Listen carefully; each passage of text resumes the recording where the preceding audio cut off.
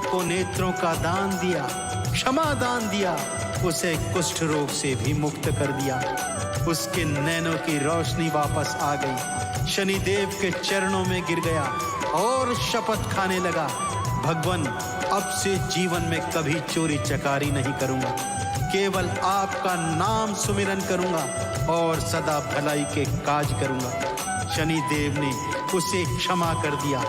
तब से शिंगनापुर में यह प्रचलन चल गया भक्तों कि वहां पर शनिदेव के भय के मारे कोई चोरी चकारी नहीं करता।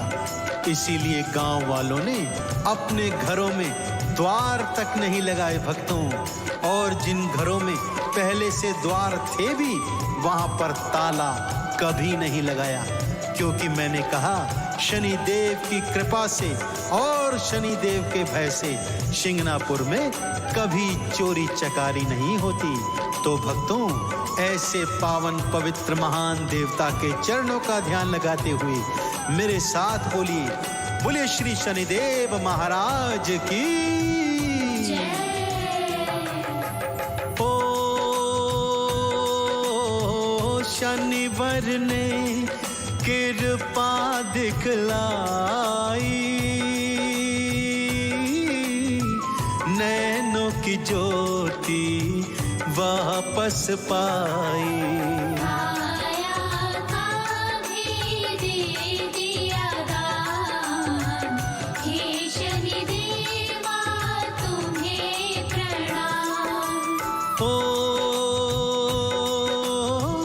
तब से ताले कोई न लगाते,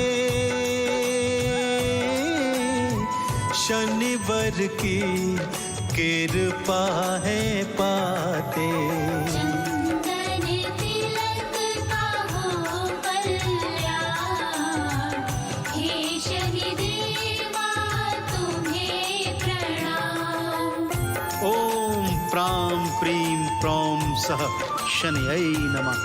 नीलांजन समाभासं रविपुत्रं यमाग्रजं छाया मार्तंड संभुतं तं नमामि शनैश्चरं, तं नमामि शनैश्चरं।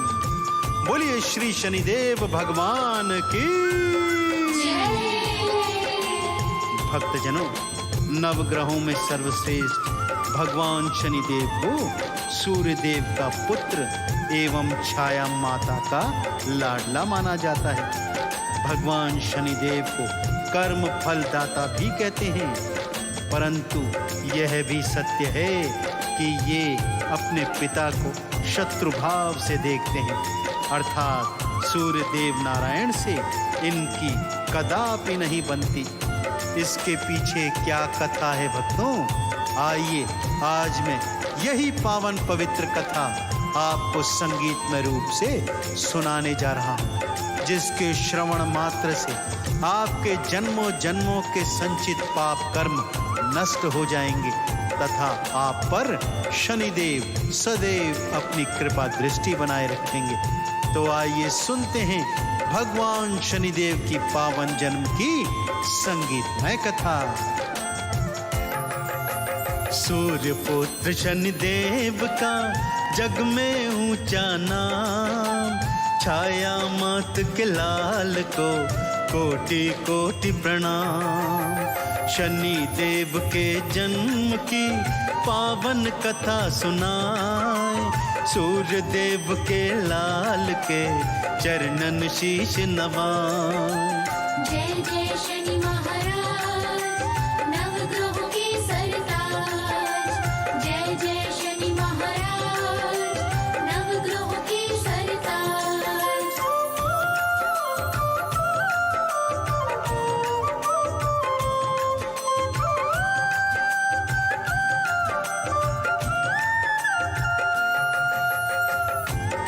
भक्तजनों, शनिदेव के पावन जन्म की कथा कुछ इस प्रकार से है।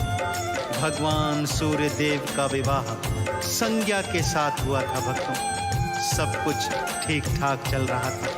संज्ञा से सूर्य देव भगवान को 3 संतानें हुई, मनु, यम और यमुना। परंतु संज्ञा के मन में एक विचार सदा खलता रहता था भक्तों।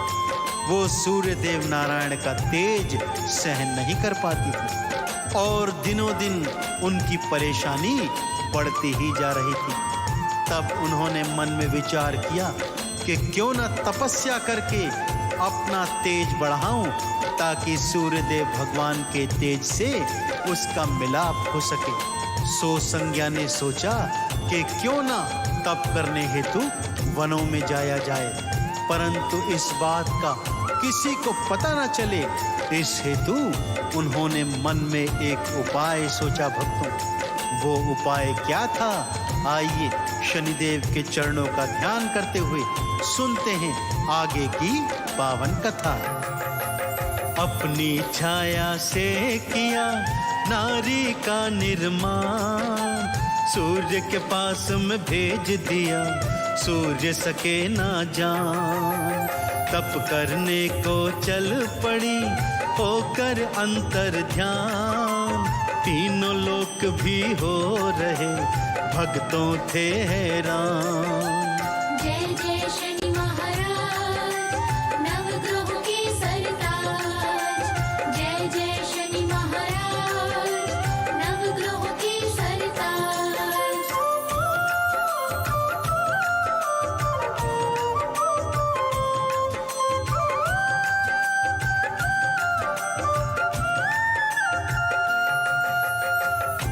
भक्तजनों, इधर संज्ञा सूर्य देव का ताप सहन करने की शक्ति प्राप्त करने हेतु घनघोर वनों में गुप्त स्थान पर चली गई और अपनी छाया को अपना प्रतिरूप देकर भगवान सूर्य देव के पास में छोड़ दिया। क्योंकि छाया संज्ञा का ही प्रतिरूप थी, इसलिए भगवान सूर्य देव जान नहीं पाए कि उनके साथ जो स्त्री उनकी पत्नी संज्ञा के रूप में रह रही है, वो वास्तव में संज्ञा नहीं, उनकी छाया है। और फिर भक्तों, वो घड़ी आ गई जब छाया गर्भवती हो गई और उचित समय पर उन्होंने एक पुत्र को जन्म दिया। जब दास दासियों ने सूर्य देव को पुत्र के जन्म की सूचना दी, तो सूर्य देव अत्यंत प्रसन्न हो गए और अपने पुत्र को देखने छाया के कक्ष में जाने लगे। मन ही मन विचार कर रहे हैं कि मेरा पुत्र मेरी तरह देदीप्यमान होगा, स्वर्ण के समान आभा वाला होगा। परंतु जैसे ही छाया के कक्ष में पहुंचते हैं और शनिदेव को देखते हैं, तो उनके मन में क्या विचार आते हैं, आइए सुनते हैं।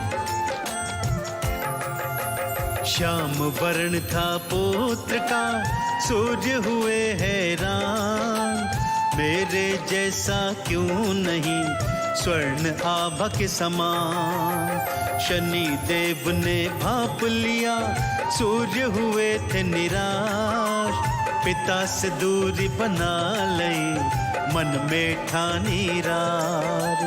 जय जय शनि महाराज, नवग्रहों के सरताज। जय जय शनि महाराज, नवग्रहों के सरताज।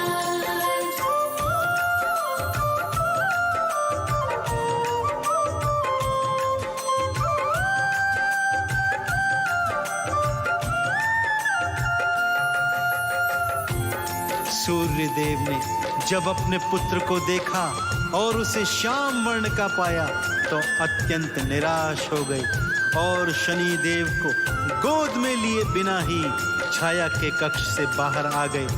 जन्म लेते ही शनि देव भांप गए कि सूर्य देव को उनका स्वरूप कतई भी पसंद नहीं आया। सो उन्होंने भी अपने पिता से उसी क्षण से दूरी बना ली।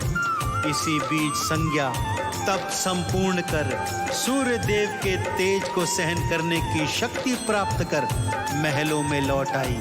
सूर्य देव ने जब यह जाना तो अत्यंत हैरान हो गए। अब छाया विलीन हो गई, क्योंकि संज्ञा वापस आ चुकी थी।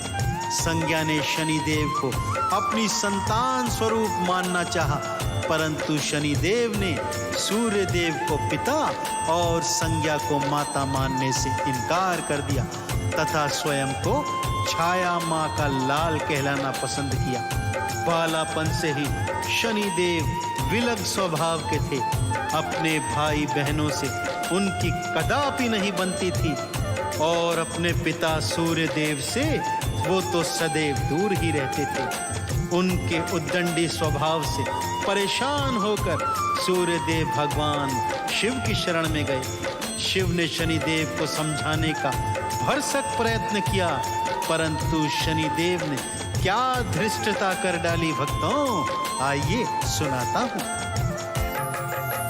शिव शंकर की शनिवर ने मानी नहीं थी बात, युद्ध लड़न को आ गए शिव शंकर के साथ। मार के फिर त्रिशूल को ऐसा किया प्रहार, मूर्छित हो भूमि गिरे गिरे वो खा के पछाड़। जय जय शनि महाराज नवग्रहों के सरताज। जय जय शनि महाराज नवग्रहों के सरताज।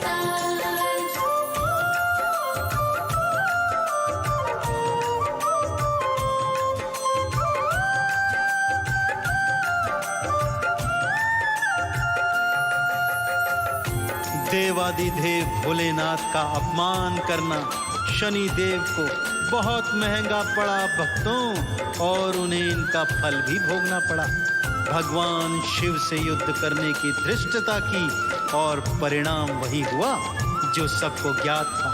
शिव के त्रिशूल के प्रहार को सहन नहीं कर पाए शनिदेव और मूर्छित होकर भूमि पर गिर पड़े। जैसे ही यह दृश्य सूर्य देव नारायण ने देखा, हाहाकार करते हुए भगवान शिव के चरणों से लिपट गए और शनिदेव को क्षमादान देने की प्रार्थना करने लगे।